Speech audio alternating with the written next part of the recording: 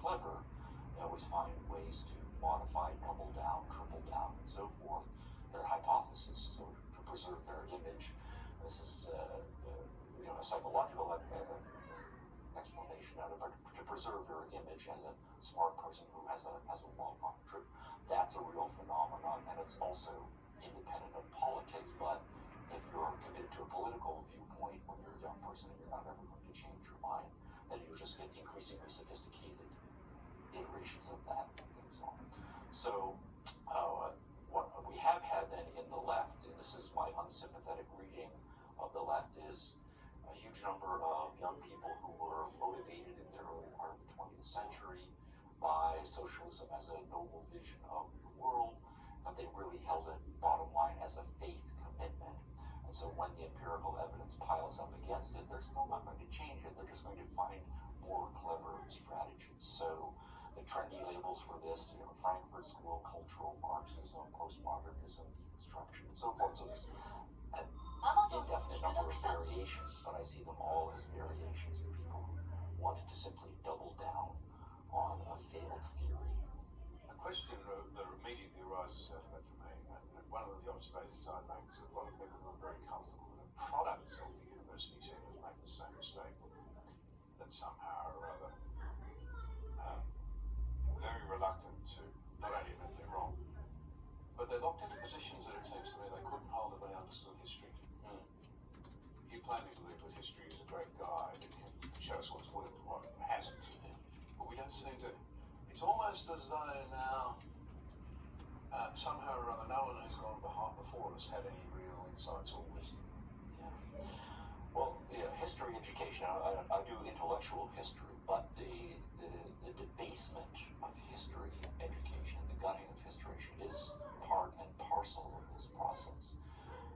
If you're a skeptic or a relativist in your philosophical orientation, then immediately history is going to become less important.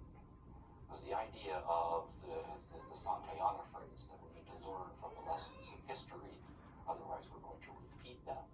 Built into that is a kind of universalism, that human beings stay largely the same over the course of history, and that then you will see history as a kind of laboratory, and you apply scientific method to history, and then you generalize to what the lesson is, and the lesson will apply because to humans, despite different cultural contexts, there are general lessons that will apply.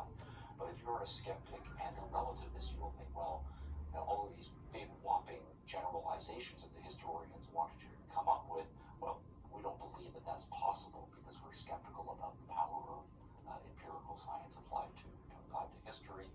And then if we're relativistic, then we're going to say, no, people back then or in that other part of the world, they were just so different. The differences vastly outweighed any residual human similarity. So whatever lessons you might be able to figure about the way things were done in the 16th century, the 4th century, or whatever, they're not going to be applicable to our times because we are very different people and the times are very different. So on both scores, history goes out the window. Instead, what you will do is you will use history tactically. And if there's a historical tidbit that you think can support your ideological position, then you will trot that out, but there's no strategic use of history. And so as a result of that, history education isn't going to happen, and then younger people aren't going to have the knowledge base in which to understand their institutions. So we see both Britain and America, young people, very attractive, turning out in large numbers to support very, very old men. Yeah. Old white men, well, ironically, if I may say so, who are offering essentially socialistic solutions. That